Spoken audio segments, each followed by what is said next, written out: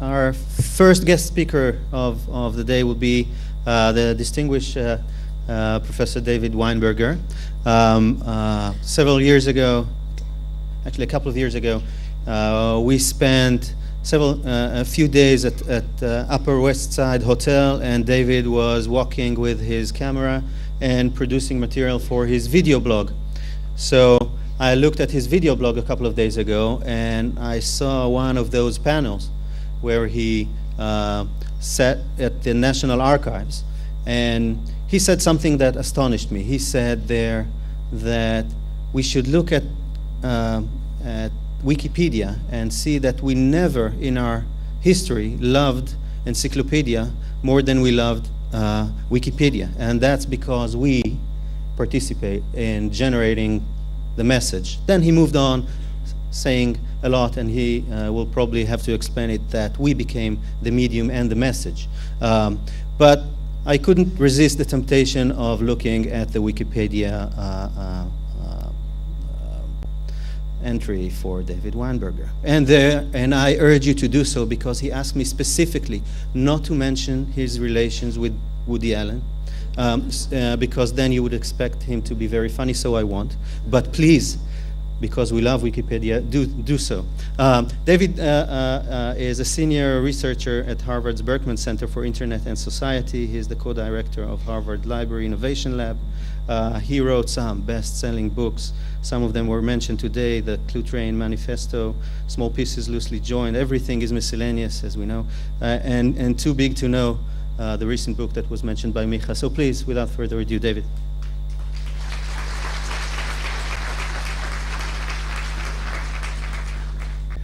I want to echo Eli Horowitz's opening comments, which I thought were wise and realistic, and ask a question that actually Avi Warshawski asked, which is, why hasn't technology transformed education? I mean, after spending yesterday in the Negev watching and learning how innovation is flowering there, a really remarkable day at Mindset.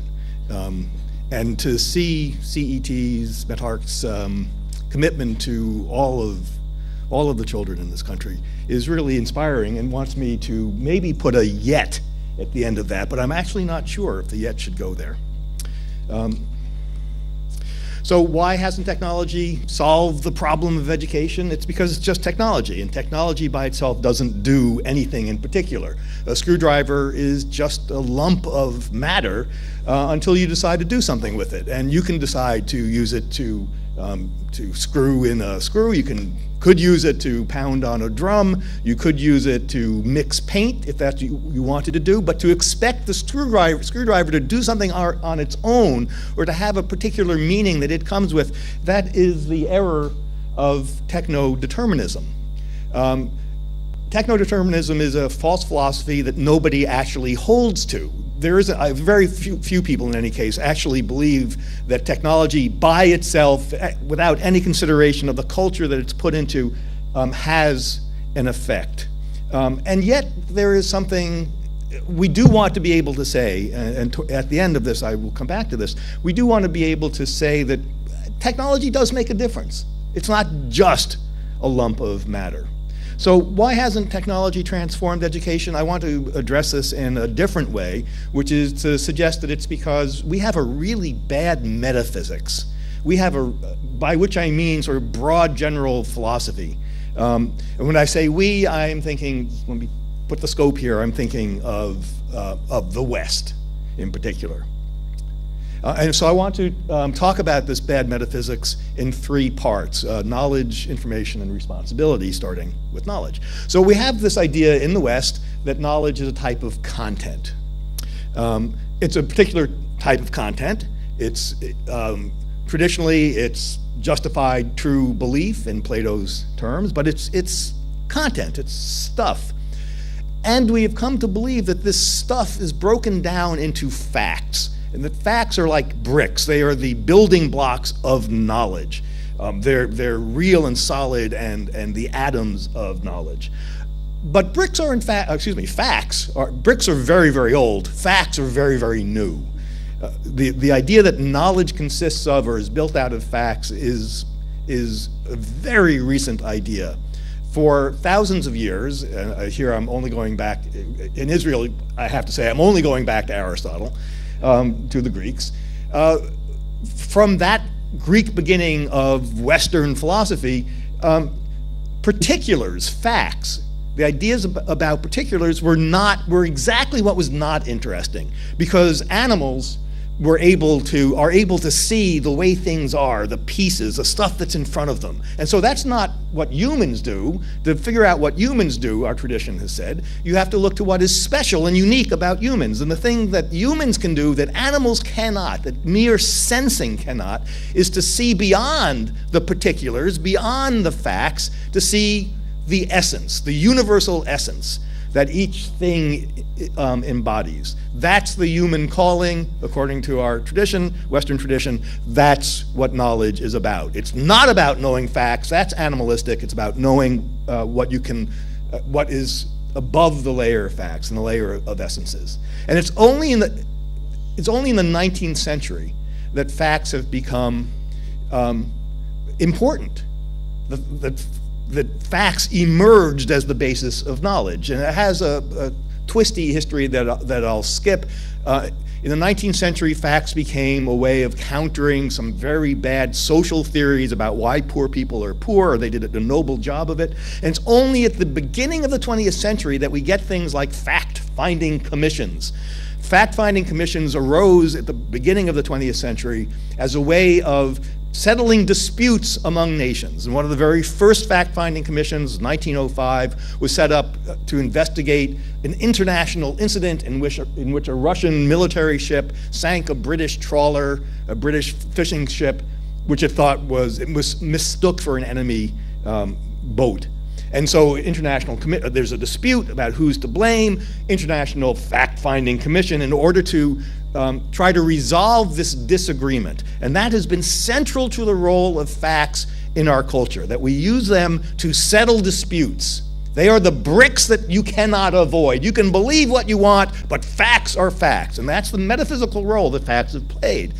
The only problem is that facts fail at this. Facts do not, I like facts, don't get me wrong, but they don't do what we want them to do, which is to settle issues. I'm going to give you one very quick example. A few months ago, Tesla Motors, Elon Musk's company, gave a Tesla S electric car to the New York Times to test. Could it really travel long distances and have enough recharging stations?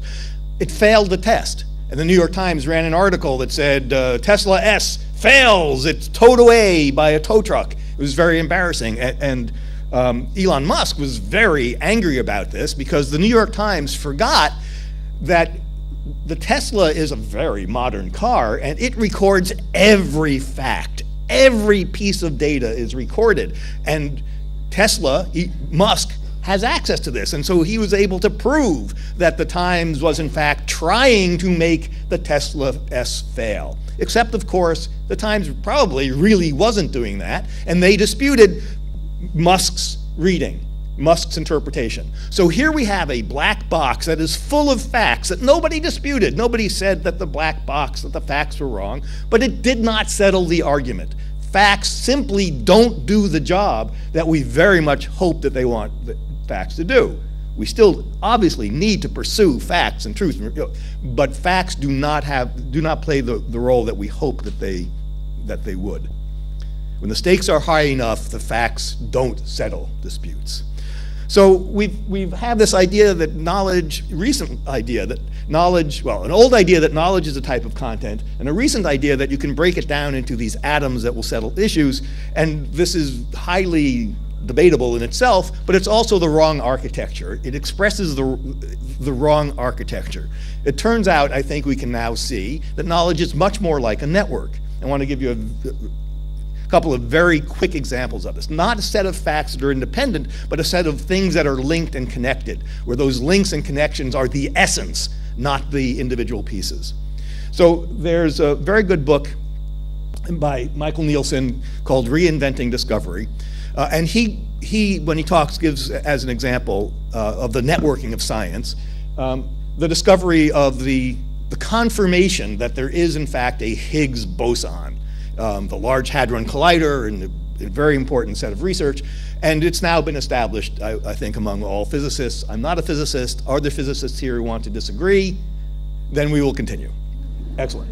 So Michael Nielsen says, oh, so this is now, we have established this. Who knows, who really knows that the Higgs boson exists? Well, to know that, you have to know enough about the engineering of the Large Hadron Collider, the largest piece of scientific equipment ever built, which required thousands and thousands of people to design and build. You have to know enough about every aspect of physics in order to be able to comprehend. And there is nobody who has all of this information, all of this knowledge in her or his head.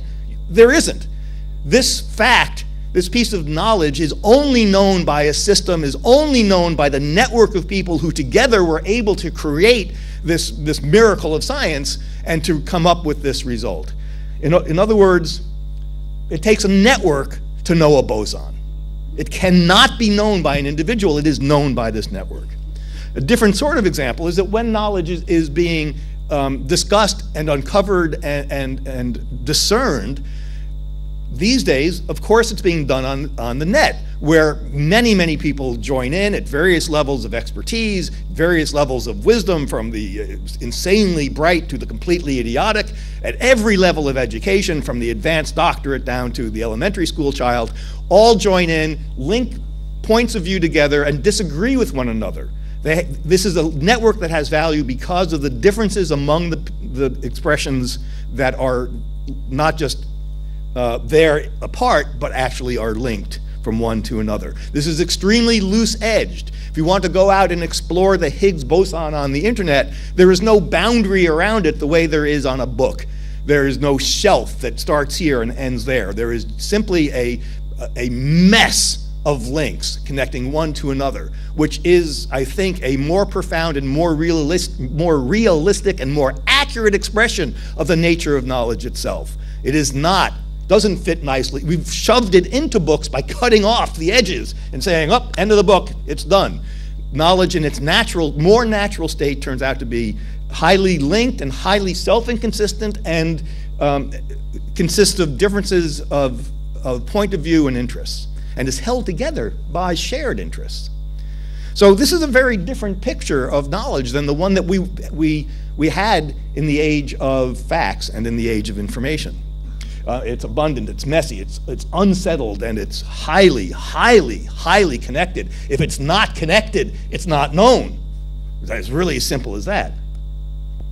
So next topic is information. And I know these are very broad topics, and I make no pretense of covering anything. So we look at the internet, and many of us have this sense of overload. And we hear this term over and over and over again. And yet, if you go to Flickr, the photo sharing site, and you look for the word vistas, just sort of scenery, over 2 million photographs have been tagged with the word vista, but nobody has ever denounced vista overload. We have never heard that phrase. If you go on Google and you Google, these are some American references, pardon me, apple pie recipes, over 560,000 of them, but nobody has ever referred to apple pie overload. If you go on Google Images and you search for cute kittens, 27 million photos of cute kittens, and here's a phrase you have never heard. And so the question is, why not? Why aren't we feeling overwhelmed by cute kitten photos, by apple pie recipes? Why not? And I think the answer is very clear, that we only feel overloaded by that which we feel responsible for mastering. If you feel that you need to master the news every day, and you had the illusion in the previous years that you could master the news by watching half an hour of a news broadcast or reading a single rolled up newspaper every day, and that was mastering the news. That was, by the way, a cultural delusion. Then when you see the internet and there's no end to what you can explore, then you feel overwhelmed. Feeling overwhelmed comes from a sense of obligation, a sense of possibility that we can master the topic. But the problem is that mastery does not scale, does not get big, does not get as big as the internet. If you want knowledge and information to be as big as the internet, and I think we do, then we cannot hold on to the sense of mastery. And it's only that sense that gives us a sense of overload. So I want to say something else about information as well. In fact, two things, and they get harder for me to talk about. So in 1948, and to explain. So in 1948, which is my problem, it means I'm not clear enough about it. Claude Shannon, 1948, invents information. And we can argue later about whether information actually was a discovery and it always existed. I'm pretty sure it didn't, doesn't matter. 1948, Claude Shannon founds information science with a paper that's very, very difficult. I certainly can't read it. A handful of people at the time could understand the math, but it has this picture, which became highly influential, and I think helps explain why this set of mathematical equations started to dominate our culture. Discipline after discipline in the 1950s redefined themselves as being about information. We even now take it for granted that the brain is an information processor, and you will hear people talk about very casually, we all do, that the optical lobe sends information to the whatever lobe, and I have actually no idea what the word information means in that sentence. If you had to not use it, I don't know. So information has infested our way of understanding everything, in part because of this simple diagram that captures something old in our Western tradition. So this is a picture of communication. It's very simple. I'm sure you understand it, even if you haven't seen this before, that you have an idea. The way that we took this over is you have an idea, you formulate it into words, into a message, into a signal that gets moved across, there may be some noise, and then you decode it, and the other person decodes it and gets the message, gets your message. Oops, sorry, there's Shannon. But the internet is not a medium. So a medium is, when Shannon was thinking about this, and generally when we do, a medium is a telegraph wire, telephone wire. It's something through which a message is passed, and a good medium transmits that message with integrity, with a minimum of noise and disruption. That's exactly how the internet does not work. The way as we all know, because we're sitting here tweeting, and we're retweeting what other people have said, that a message that moves through the internet, a tweet that you decide to retweet, that's how it moves. If nobody retweets it, it sits there. Messages move through the internet because someone finds them interesting and then sends them along and puts a little bit of herself at risk because you're endorsing this, you're recommending it. Things move through the medium of the internet because the recipient of it thought it was interesting and so sends it along. But sending it along means sending it to another person. We are the medium. Things move through the internet because we find them interesting. And so the breakdown between the receiver and the recipient and the channel, the medium itself, completely wrong for understanding how the internet works at the social level, at the level at which meaningful messages pass. So that really gets in the way. And the crucial thing here, I think, is that the medium of the internet, which is us, is powered by interest. It's the fact that we care about something that we will move it through. That's not how telegraph wires work. Telegraph wires don't decide whether your message, your telegram, is interesting enough to move along. That is how the internet works. So there's a very good book by Paul Edwards called The Closed World, in which he draws a connection. There are a bunch of people who were working on information science before information science in 1948, during World War II, were working on a very severe problem during the war, which was in a battlefield, there's lots of noise, it's very hard to hear. And so communication was terrible. And so they worked on this problem. There was an institute set up at Harvard, and that's where the English language military alphabet comes from. So you spell out your alphabet using these very distinctive words. There are some really interesting parallels between this and Shannon's information theory. I'm going to leave those aside, and the book is Paul Edwards' A Closed World. All that I want to take from this is the idea that information theory parallels this problem of the battlefield communication, in that it views communication as having to overcome an obstacle. That obstacle is noise. That's what Shannon cared about, because he was working for Bell Labs, and his concern was, how do we get a telephone, a good signal across a telephone wire? And so noise was very important to him. As a general theory of communication, the idea that communication is the overcoming of an obstacle is a problem. It puts communication forward as a overcoming of a challenge, as if our natural state was isolation, and we have to explain how we managed to overcome that. This is because we have this picture of information fits so well with what has been our traditional understanding of how we communicate, which is you can easily trace back to Descartes, and you can also trace it back much further. And the idea is that we've had, the bad metaphysics that we've had, is that to communicate is for me to have an idea, let's say, of a tree, and I want to communicate this to you, so I encode it into language, and then you hear this and you decode it. And I understand that this is a sensible view, and there are certainly occasions when this is the right sort of analysis to do, but I think it's actually the wrong picture of how communication works, what it means to communicate. The idea that to understand the world is to have an inner picture of it, this type of representationalism, seems to me to be actually a type of cultural psychosis. It says we live in our own heads. That's crazy. That's schizophrenia. That is an insane idea. I want to propose, and this is not my idea, I'm drawing actually heavily on Heidegger here, that I want to give a much simpler alternative to this. And it's so simple that this is one of the things I have difficulty explaining. I mean this in the simplest possible way. That rather than thinking about communication as a way of encoding meaning that gets over the obstacle of noise and manages somehow to reconstitute in your head the same thing that's in my head, so we're each essentially separate. I'm so sorry to the translators, I'm talking so fast. Sorry.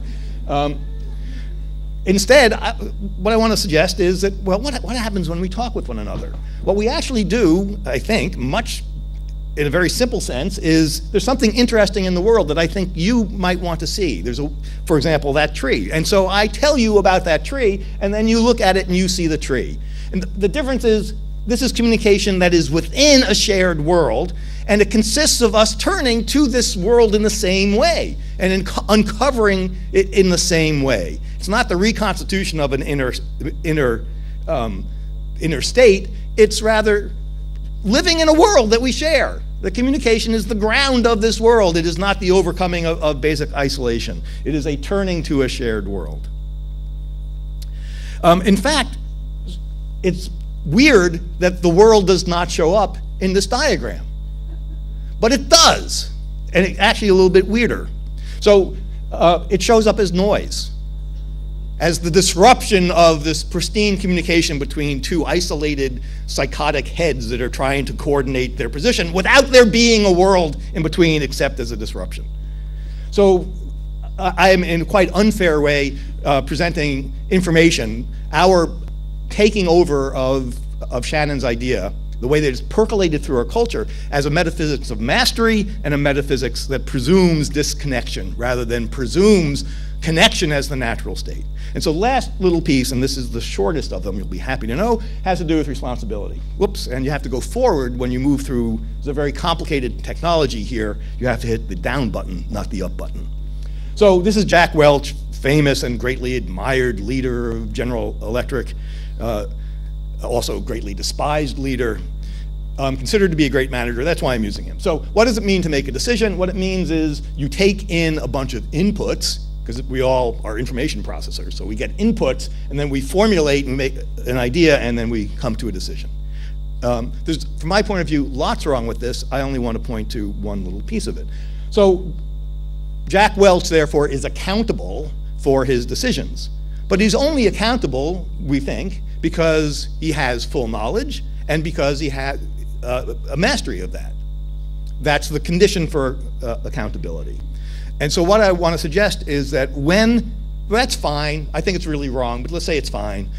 When you put this person at the head of a huge corporation or any environment that is complex and scaled, accountability turns into accountableism. And I'm sorry for the translator, again, I do mean it as a pun on cannibalism. It's a type of accountability that eats the organization itself. It is consumed by the quest for accountability as a type of magic by which individuals are able to know everything and to master everything, and so are responsible as individuals for the decisions that they make and for the fate of their organizations. This does not scale. It doesn't scale to the size of General Electric. It doesn't scale to the size of the internet, and it doesn't scale to the size of education. This type of accountablism has made its way, as others have said today, into the educational system at great, with terrible effects on students and on teachers and on staff and on the culture overall. It is a very, very bad metaphysics. So why hasn't technology transformed education? Well, we have two metaphysics going on here. One is an old metaphysics. I'm pinning it to information, but it's actually the culmination of a longer tradition in which we view things as atomic and settled and within bounds and neat and primarily disconnected, and the task is to join things. That's where success is, and has to do with mastery and focuses on the individual in isolation, needing to be connected. And then we have a different set of metaphysics that are more natural to the internet. So from atomic to network, from settled to always unsettled, there is nothing that everybody agrees on the internet. There's nothing. There is nothing that everybody agrees on the internet. But there is nothing that everybody has agreed on in the world. This is not the internet's fault. It is our condition. We don't agree about things. It's unbelievably messy. The connections, the boundaries we draw around things are not based upon the things themselves, but are based upon our interest in them, which is based upon our understanding of them. It's profoundly networked, not disconnected. We start with the position of connection on the internet, and mastery? You gotta be kidding. There's no possibility at this point. The only thing you can master are things that are so small that you don't care. To master anything significant is to give up. Being overwhelmed is the proper response to what the internet presents us, which is much closer to the fullness of human interest. And individual, no, there's that word again, it's networked, it's linked. So this doesn't solve anything, because the screwdriver is still just a screwdriver, but not entirely, because you do not have to say, you do not have to be a techno-determinist. You do not have to say the internet forces its will on everyone, and everyone who uses the internet will become a Western liberal Democrat who believes in open knowledge and in sharing and collaboration. If only. But you don't have to say that to say that the internet was built with certain capabilities and has a tendency towards, it supports a different metaphysics than the one that we have brought, a bad metaphysics that we have brought to its pinnacle of badness. The internet supports a metaphysics that assumes connection, that assumes communication, that assumes that life is interesting because of differences and disagreement. So it's not that the internet is going to force itself upon us and make us drop the old metaphysics. Technology doesn't work that way. Screwdriver is just a screwdriver. Rather, I think that if we are to enable this transformation to happen, it will be because we have decided to embrace the values that the internet makes obvious, that the internet supports. And we will decide to support them because this list of values, a metaphysics of connection, of initial oneness, and a metaphysics of linked difference, is one that we think is more human, is truer to who we are as humans sharing a planet in our differences, in our disagreements, in our different ways of understanding things, in the differences that make life interesting and worth living, and that make education both a challenge and a necessity and a joy. Last slide. Where'd you go? Now my computer hangs. Great. There we go. Last slide. So thank you very much.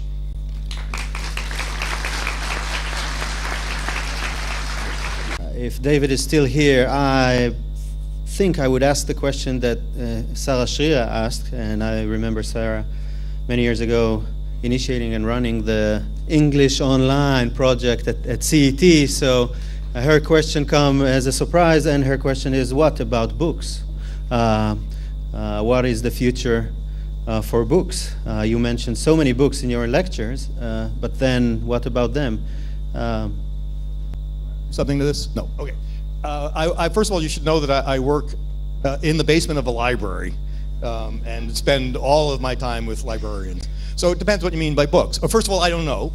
That's the most important answer. I don't know. Well, what do you think? We don't know what's going to happen to books. But I think it's helpful to think about books in at least two sides of the question. One is what's going to happen to long-form thought, which gets expressed in books, and what's going to happen to paper books.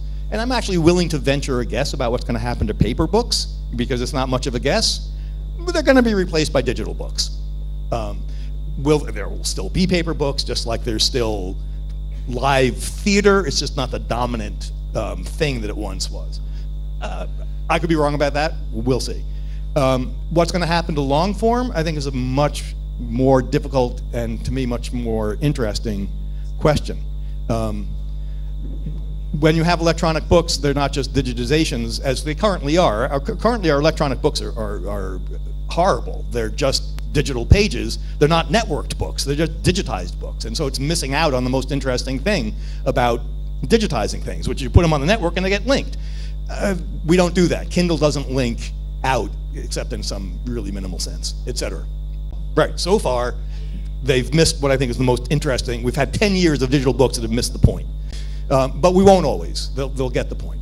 And then what happens to long form beats me. I'm sorry it's going on so long, I'll be done in a second. I've thought in my most recent book, I present an argument against long form writing, and the book is a piece of long form writing, and I'm aware of that. I'm aware of the irony. Yeah.